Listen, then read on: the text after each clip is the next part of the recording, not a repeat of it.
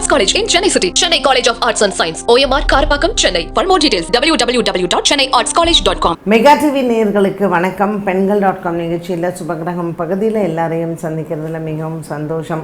இன்றைக்கி நம்ம என்ன பேச போகிறோம்னா பெண்களுக்கு உண்டான டாபிக் தான்.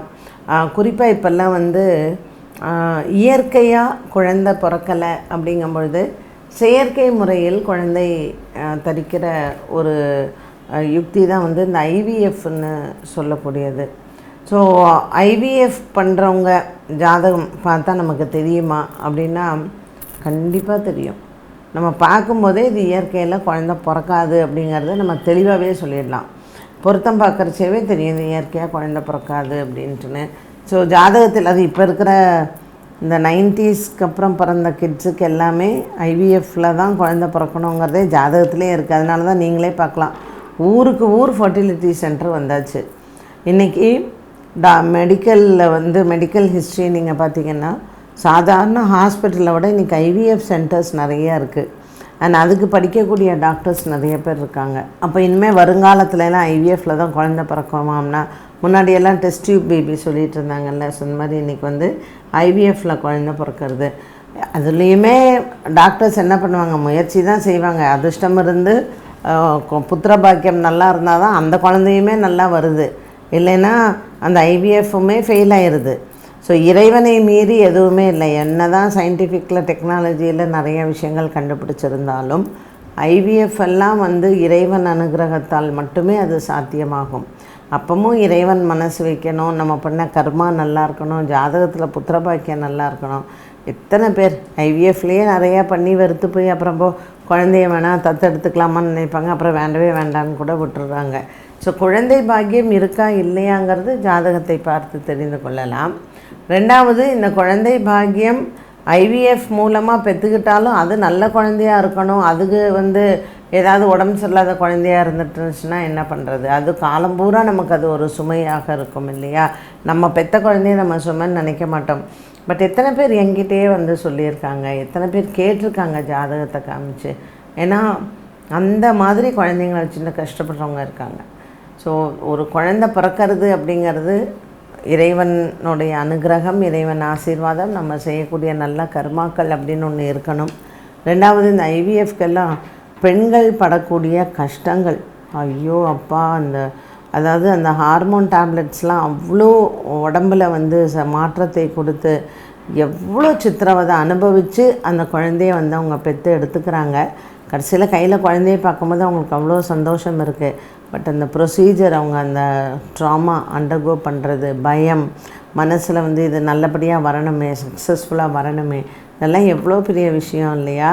ஸோ இதுக்கு எல்லாத்துக்கும் கிரகங்கள் காரணமானு கேட்டிங்கன்னா கண்டிப்பாக கிரகங்கள் காரணம். அதுவும் ஒரு ஜாதகத்தை பார்க்கும் பொழுதே நான் நிறைய பேருக்கு அட்வைஸ் பண்ணும்போது சொல்லுவேன், வேண்டாங்க உங்களுக்கு குழந்தை பாக்கியம் இல்லை, நீங்கள் பேசாமல் தத்தெடுத்துக்கிட்டு போங்க. இல்லையா உங்களுக்கு தத்தெடுக்க விருப்பம் இல்லையா, இப்படியே இருந்துருங்க. ஆனால் ஐவிஎஃப் போய் வராதுன்னு ஒரு விஷயத்துக்கு நீங்கள் எதுக்காக செலவும் பண்ணி மன கஷ்டமும் பட்டு பண கஷ்டமும் பட்டு கடைசியில் வரலைங்கிற மாதிரி ஆகிடும். அடுத்தது நம்ம கேட்கலாம், இதற்கு பரிகாரங்கள் உண்டா?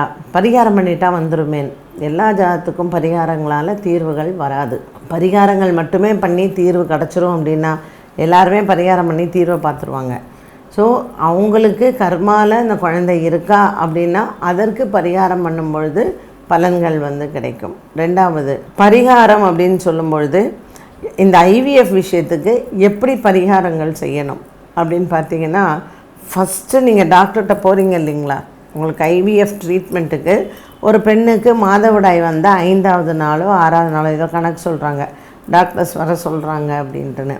ஸோ அந்த மாதிரி அவங்க ஃபஸ்ட்டு ஒரு இதுக்கு போகிறதே ஒரு நல்ல நாள் பார்த்து போகிறது நல்லது. பட் அது நம்ம சொல்ல முடியாது. அவங்க 5ஆம் நாள் வர சொன்னாங்கன்னா அன்றைக்கி எப்படி இருக்கோ அப்படி தான் போய் ஆகணும். அப்போ அதற்கு என்ன பண்ணலாம் அப்படின்னா, ஒரு அம்மன் ஆலயத்திற்கு காலையில் போயிட்டு பச்சரிசி, துவரம்பருப்பு, மஞ்சள், குங்குமம், வெத்தலைப்பாக்கு இது எல்லாத்தையும் அம்மன்கிட்ட சமர்ப்பித்து, நான் அந்த மாதிரி எனக்கு ஒரு நல்ல சந்ததி வளரணும், சந்ததி விருத்தி ஆகணும்னு வேண்டிக்கிட்டு உங்கள் குலதெய்வத்தையும் வேண்டிக்கிட்டு நீங்கள் ஐவிஎஃப் ட்ரீட்மெண்ட்டுக்கு போகலாம். இப்போது இந்த ஐவிஎஃப் ட்ரீட்மெண்ட்டில் ஒரு குழந்தை கர்ப்ப காலத்தில் ஃபுல்லாக இருந்து ஒரு குழந்தை பிறக்குதுன்னு வச்சுக்கோங்களேன். இவங்களுக்கெல்லாம் ஜாதக ரீதியாக கிரகங்கள் நிலைகள்லாம் பார்த்திங்கன்னா குருவோ சூரியனோ இந்த மாதிரியான கிரகங்கள்லாம் கொஞ்சம் பாதிக்கப்பட்டு தான் இருக்கும். ஜாதகத்திலே அப்படி தான் வந்து இருக்கும். ஸோ இவங்களுக்கெல்லாம் பிராயச்சித்தம் ஒரு 3 வயசுலேயோ 5 வயசுலையோ நீங்கள் பண்ணிட்டீங்கன்னா அவங்களுடைய வாழ்க்கையில் அவங்க படிப்பு, அவங்க ஆரோக்கியம், அவங்க ஆயுள் இது எல்லாமே வந்து நிறைவாக இருக்கும். அதில் குறை என்பது இருக்காது. எந்த ஜாதகத்தில் குலதெய்வ குறைபாடு இருக்கோ அந்த ஜாதகத்தில் வந்து அவங்கெல்லாம் கண்டிப்பாக இந்த சந்ததி விருத்தியில் கஷ்டங்களை வந்து பார்ப்பாங்க. குழந்தை பிறக்கிறதுல வந்து கஷ்டங்கள் பார்ப்பாங்க. ஸோ ஐவிஎஃப்பில் வந்து நீங்கள் மெயினாக தெரிஞ்சுக்க வேண்டியது என்னென்னா, இப்போ நீங்கள் 5ஆம் நாள் டாக்டர்கிட்ட போகிறீங்க, ட்ரீட்மெண்ட்லாம் எடுத்துக்கிறீங்க, எல்லாம் இருக்குது இல்லையா? ஸோ எப்போ வந்து அந்த கருமுட்டையை வந்து சேர்க்குறாங்க, இனம் சேர்க்கை வந்து செய்கிறாங்களோ அது ஏதாவது உங்கள் டாக்டர்ஸ்லாம் சம்மதிச்சாங்கன்னா நல்ல நாள் பார்த்து பண்ணலாம். இல்லை அந்த கருமுட்டையை வந்து வெளியில் செயற்கையாக வந்து அந்த கருமுட்டை ஃபார்ம் ஆனோடனே கர்ப்பப்பையில் வந்து பொறுத்துறாங்க இல்லையா? அந்த பொறுத்துறதுக்கு நீங்கள் நல்ல நாள் வந்து பார்க்கலாம். பட் டாக்டர்ஸ் வந்து அவங்களுக்கு ஒரு கணக்கு இருக்கும், ஒரு சைக்கிள் வந்து வச்சுருப்பாங்க, இந்த டைமில் பண்ணணும் அப்படின்ட்டுன்னு. ஸோ எல்லாமே நம்ம நல்ல நேரம் பார்த்தோ இல்லை நல்ல நட்சத்திரம் பார்த்தோ எல்லாம் பண்ண முடியாது. ப்ராக்டிக்கலாக பார்த்தா அதெல்லாம் நடக்காது. ஆரம்பத்திலேயே நீங்கள் வந்து ஐவிஎஃப்பில் தான் பண்ண போகிறீங்க அப்படிங்கும்பொழுது ஆலயத்திற்கு போய்ட்டு அரிசி, துவரம்பருப்பு, மஞ்சள், குங்குமம், வெத்தலைப்பாக்கு, பழம், மட்டை தேங்காய் இது எல்லாம் கொடுத்து சுவாமிகிட்ட உங்கள் குலதெய்வம்னா குலதெய்வம் போங்க, இல்லை அம்மன் ஆலயத்துக்கு போங்க, எனக்கு சந்ததி வளரணும்னு சொல்லி விருத்தி ஆகணும்னு சொல்லி வேண்டிட்டு வாங்க. ஸோ எந்த மாதிரி அம்மன் ஆலயத்துக்கு போகலான்னா புத்து இருக்கக்கூடிய ஆலயங்கள் வந்து ரொம்ப நல்லது. ஏன்னா நாகராஜாட்ட நம்ம வேண்டிக்கலாம் எனக்கு சந்ததி விருத்தி ஆகணும்னு சொல்லி. ஸோ இந்த மாதிரி ஒரு புத்து இருக்கிற இடங்களுக்கு போய் அங்கே விளக்கேற்றி வச்சு எனக்கு ட்ரீட்மெண்ட் சக்ஸஸ்ஃபுல்லாக ஆகணும், நான் ஐவிஎஃப்க்கு போகிறேன் அப்படின்னு ஃபஸ்ட்டே நீங்கள் போயிடுங்க. அதுவும் வளர்பிறையில் போய் அமாவாசை கழித்து வளர்பிறை வருது இல்லையா, பஞ்சமியில் போய் நீங்கள் அந்த நாகாத்தம்மன்ட்ட வேண்டிக்கிட்டு கர்மாரிகிட்டையும் வேண்டிக்கிட்டு ஆலயங்களுக்கு நீங்கள் எல்லாத்தையும் எனக்கு நான் அப்புறம் குழந்தையோடு வரேன் அப்படின்னு சொல்லி வேண்டிக்கிட்டு நீங்கள் போங்க. அது 1 வருஷம் கழிச்சோ 2 வருஷம் கழிச்சோ குழந்தையோட போய் உங்கள் பிரார்த்தனையை கூட நீங்கள் முடிச்சுக்கலாம். பட் ஆரம்பத்தில் இந்த மாதிரி பிரார்த்தனை பண்ணிட்டீங்கன்னா இந்த ஐவிஎஃப் எல்லாம் வந்து உங்களுக்கு நல்லபடியாக பலிக்கும். இல்லைன்னா என்னன்னு கேட்டிங்கன்னா கொஞ்சம் அதோடைய பலிதம் வந்து குறைவாகத்தான் இருக்கும். இல்லை நிறைய உங்கள் ஜாதகத்துலேயும் பிரச்சனைகள் இருந்ததுன்னா அது நடக்காமையே போயிடும். அந்த ப்ராசஸ் வந்து உங்களுக்கு சம்டைம்ஸ் உடம்பு செட் ஆகலைன்னு போகாமல் இருந்துருவீங்க. ஒரு சிலர் மென்டல் ப்ரெஷரில் போகாமல் இருப்பாங்க. ஸோ இதெல்லாம் வந்து நீங்கள் பார்த்துக்கோங்க, எப்படி என்ன அப்படிங்கிறத பார்த்துக்கோங்க. ரெண்டாவது வந்து ஐவிஎஃப்காக போகிறவங்களுக்கு வந்து ஜாதகத்துலேயும் அந்த புத்திரபாகியம் வந்து கொஞ்சம் ஸ்ட்ராங்காக இருக்கணும். ஜாதகத்துலேயும் 2 பேருடைய ஜாதகத்துலேயும் சந்ததி விருத்தி நல்லா இருக்குது அப்படிங்கிற மாதிரி கிரகநிலைகளும் அனுகூலமாக இருந்தால் செய்யக்கூடிய பரிகாரங்கள் வந்து பலிக்கும்.